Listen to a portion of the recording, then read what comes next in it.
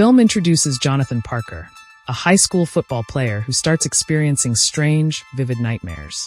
In his dreams, he sees a sadistic serial killer brutally murdering people. His victims are left with gruesome wounds, and the police are struggling to track him down. Jonathan lives with his adoptive father, Lieutenant Don Parker, who is leading the investigation into the murders. Jonathan Parker has a strange dream of a killing spree continuing, and the horror becomes deeply personal for Jonathan when his own family is targeted. One night, a man breaks into Jonathan's home and murders his mother, younger sister, and adoptive brother. A disturbing dream, Jonathan realizes that the visions he is having might not just be nightmares. They seem to be real murders happening in real time. Jonathan's dream turns out to be a chilling premonition. His entire family is slaughtered. This includes his mother, younger sister, and chopped off 3 of Jonathan's adoptive brother's fingers, with only his father surviving. As Jonathan described, his name is Horace Pinker. Known as the family killer, a ruthless murderer with no compassion or conscience. Completely consumed by his urge to kill, he leaves no one safe. Men, women, and children alike fall victim to his relentless slaughter.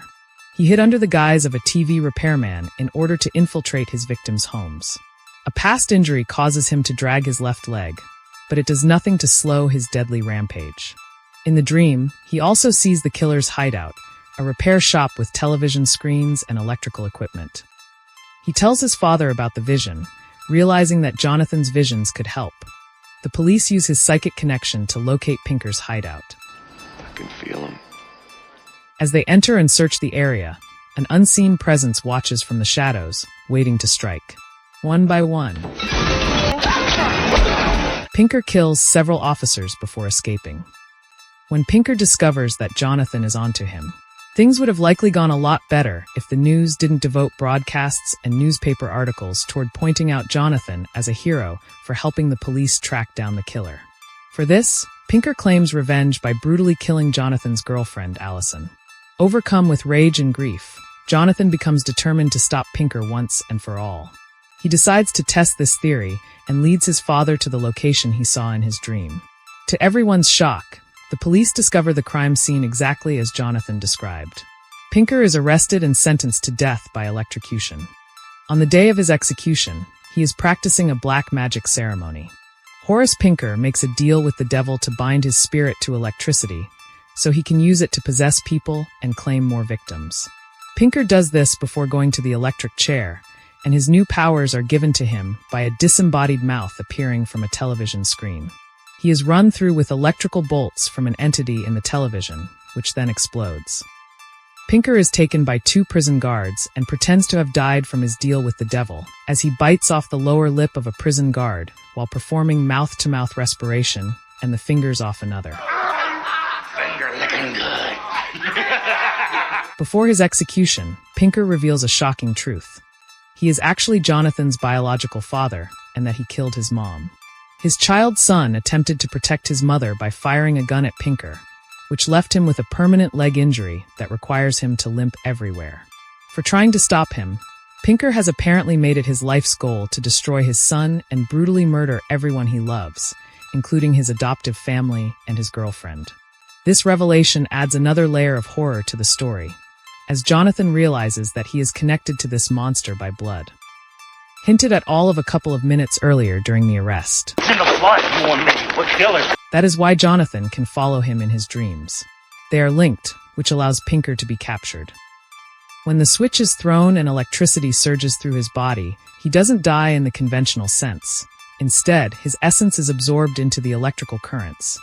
The surge of electricity transforms him into a supernatural being. Shit. Now Pinker has the ability to travel through electrical currents, jumping from body to body by touching people, allowing him to possess them. Pinker's soulless corpse gives one last scare before burning away. One evening in his dream,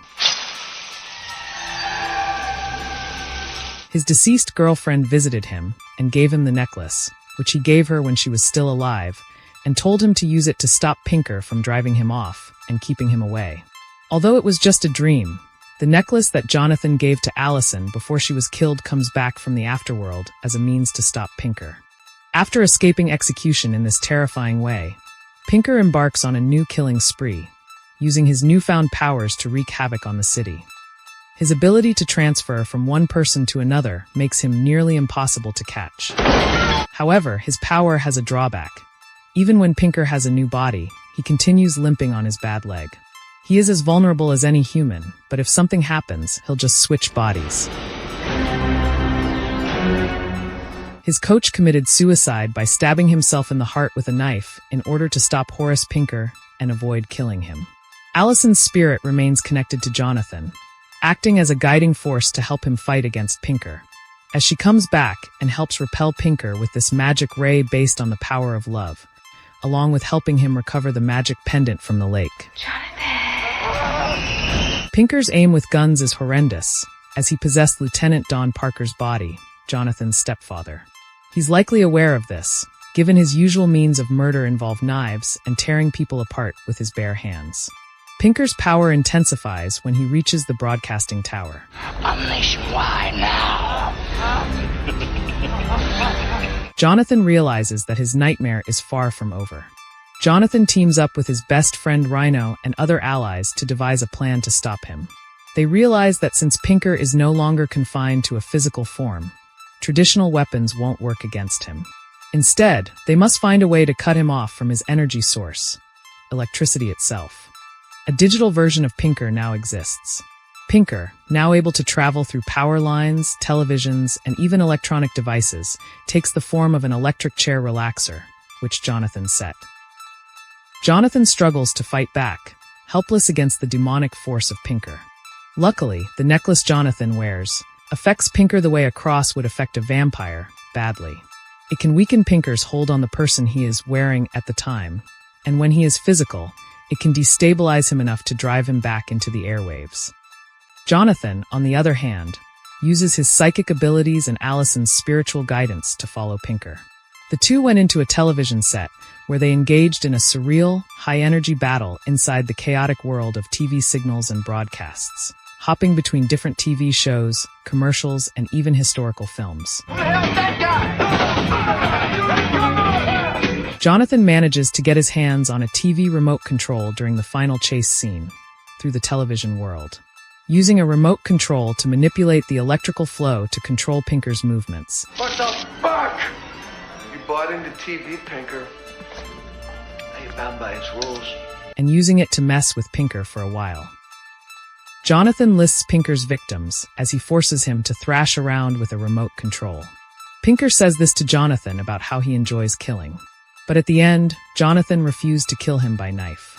It's about time to sabotage the power source and trap the madman in the television set. Punch him for the last time. Jonathan and Allison's spirit works together and barely escapes before the power fails and traps the madman in a television set. It remains unclear if Pinker is locked away forever in TV land or wiped when Jonathan switches the television off with the remote. But given his background with dark magic, Pinker might still be lurking somewhere within the electrical grid, waiting for another opportunity to return.